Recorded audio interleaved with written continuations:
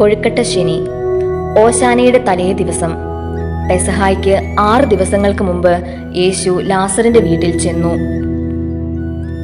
ലാസറിനെ ഉയർപ്പിച്ച കർത്താവിനെ സ്വീകരിക്കുവാൻ ലാസറിന്റെ സഹോദരിമാരിൽ ഒരുവളായ വിശുദ്ധ മാർത്ത തിടുക്കത്തിൽ മാവ് കുഴച്ചുണ്ടാക്കിയ മധുര പലഹാരത്തിന്റെ പ്രതീകമായി നാം കൊഴുക്കട്ട ഉണ്ടാക്കി ഭക്ഷിക്കുന്നു.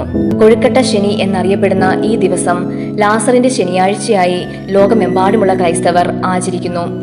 വിശുദ്ധ വാരത്തിന് മുൻപ് വരുന്ന ശനിയാഴ്ച, അതായത് ഓശാന ഞായറിന്റെ തലേ ദിവസമാണ് ഈ ദിനം ആചരിക്കുന്നത്.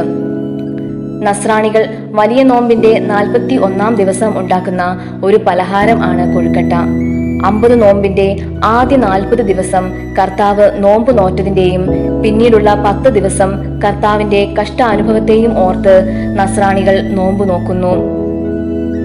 കർത്താവ് 40 ദിവസം നോമ്പ് നോറ്റു വീടിയതുപോലെ പുരാതന നസ്രാണികൾ 40 ദിവസം നോമ്പ് നോറ്റു വീടുന്നു. എന്നാൽ പിന്നീടുള്ള 10 ദിവസം കർത്താവിന്റെ കഷ്ടാനുഭവത്തെയും ഓർത്ത് നോമ്പ് അനുഷ്ഠിക്കുന്നത് കൊണ്ട് അതുവരെ അനുഷ്ഠിച്ചു വന്ന നോമ്പിന്റെ തീഷ്ണത ഒട്ടും കുറയ്ക്കാതെ നോമ്പ് വീടുന്നതിനെയാണ് കൊഴുക്കട്ട ഉണ്ടാക്കുന്നത്. കൊഴുക്കട്ടയ്ക്കുള്ളിൽ തേങ്ങയ്ക്കൊപ്പം തെങ്ങിൻ ശർക്കരയോ പണം ശർക്കരയോ ചേർക്കുന്നു.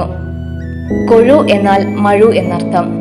കൊഴു ഭൂമിയെ പിളർന്ന് ചിതറിക്കുന്നത് പോലെ പാതാളവാതിൽക്കൽ അവരുടെ അസ്ഥികൾ ചിതറിക്കപ്പെട്ടു എന്ന 140-ാം സങ്കീർത്തനത്തിലെ വാചകം നോമ്പിനെ മുറിക്കാൻ ഉപയോഗിക്കുന്നത് എന്ന അർത്ഥത്തിലാണ് കൊഴുക്കട്ട എന്ന് ഈ പലഹാരത്തിന് പേരുണ്ടായത്.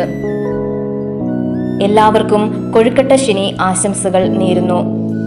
പ്രാർത്ഥനാപൂർവം നമുക്ക് ഈ ദിനം ആചരിക്കാം.